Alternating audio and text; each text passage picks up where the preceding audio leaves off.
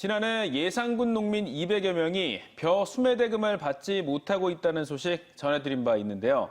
엎친 데 덮친 격으로 피해 농민들이 특수절도 피의자가 돼 경찰 조사를 받는 일까지 벌어졌습니다.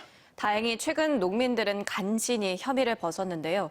예산에서 도대체 어떤 일이 벌어졌는지 그 드라마틱한 사연을 최은호 기자가 취재했습니다.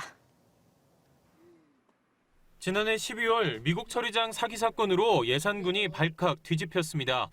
농민 200여 명이 한 해 농사지은 쌀 800톤을 미국 처리장에 넘긴 뒤 대금 13억 원을 받지 못한 겁니다. 대부분 70대가 넘는 고령의 농민들은 대책위원회까지 꾸려 미국 처리장을 사기 혐의로 고소했습니다. 폭우에 한싱이 진 1년 농사를 전체 도둑 맞았어요. 여기에 피해를 호소했던 농민 200여 명이 최근엔 피의자로 신분이 바뀌어 경찰 조사까지 받았습니다.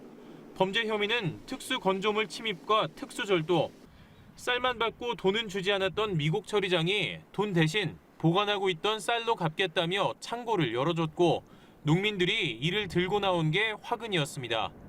미국 처리장은 영광군 지방 공기업인 영광군 유통에 10억여 원을 받고 영광으로 보낼 정부 공공 비축미 600톤을 보관하던 중이었습니다.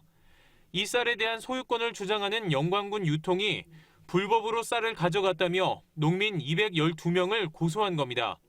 농민들은 억울함을 호소했습니다. 정식으로 이제 압류 절차도 밟았고 경매 절차도 밟았고 결국 대물 변제를 받은 건데 그 부분을 이제 영광에서는 자기네 벼다 이렇게 주장을 했던 거거든요. 사건을 맡은 충남경찰청도 범죄 혐의 적용을 놓고 난감해진 상황. 하지만 미국 처리장 대표에 대해 경찰이 구속영장 카드를 꺼내들자 사건 흐름은 급변했습니다. 구속 위기에 처한 업체 대표가 결국 변제 의사를 밝히자 영광군 측이 이를 받아들이고 농민들에 대한 고소를 취하한 것으로 알려졌습니다. 결국 경찰은 예산군 농민에 대해서는 혐의가 없다고 판단해 사건을 종결했습니다. 예산군 농민들은 그 벼가 RPC 업자의 벼인 줄 알고 RPC 업자가 가져가라고 하니까 가져간 것이기 때문에 범행에 고의가 없어 보였기 때문에 저희는 무혐의 처리했습니다. 쌀값도 받지 못한 채 자칫 범죄자란 오명을 쓸 뻔했던 농민들은 가슴을 쓸어내렸습니다.